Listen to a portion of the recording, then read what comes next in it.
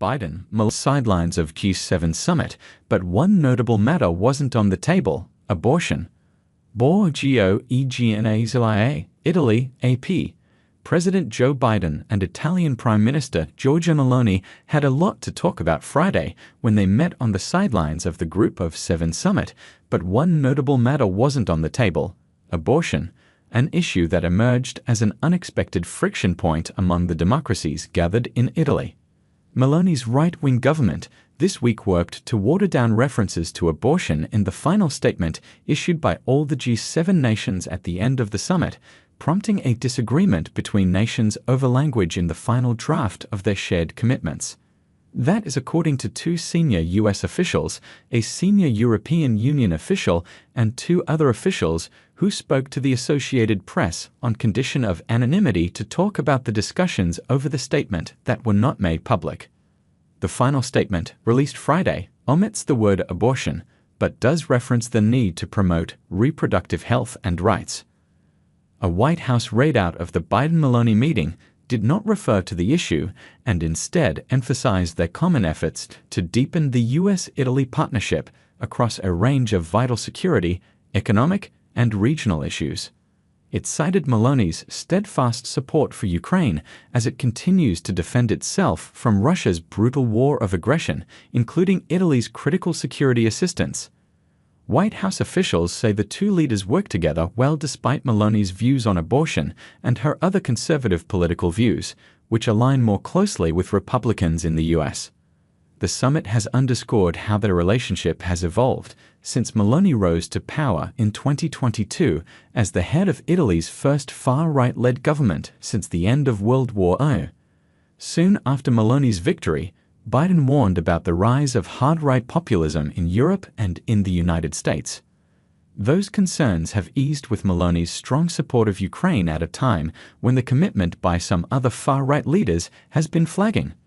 Meloni also announced on Thursday that Italy would participate in a U.S.-led investment effort in Africa, the Lobato Railway Corridor. It was a clear gesture of U.S. support coming on the heels of Italy's withdrawal from China's Belt and Road Infrastructure Initiative. Biden initially used Meloni's candidacy as a warning to transatlanticists on both sides of the Atlantic. Rachel Rizzo, a non-resident senior fellow at the Atlantic Council's Europe Center in Washington, said before the summit. But her premiership has actually been quite forward-leaning in terms of Italian support for Ukraine, in terms of Italian support for NATO. So that relationship has actually developed in a pretty positive direction.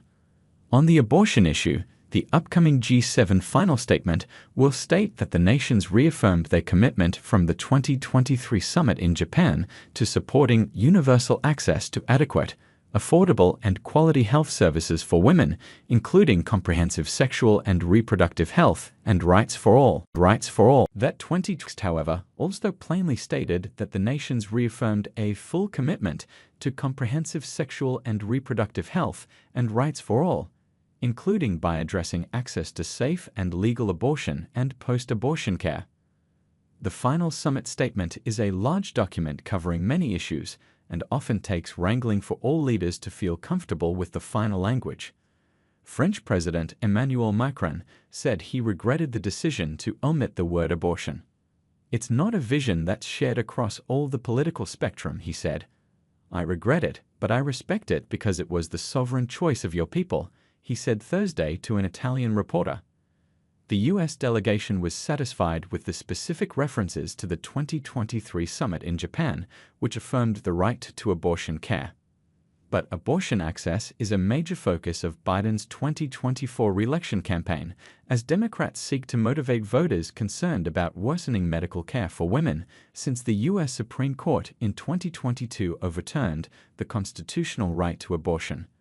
Roughly half the 50 states now restrict abortion access, and the topic has broadened to include access to emergency medical care, contraception, and in vitro fertilization.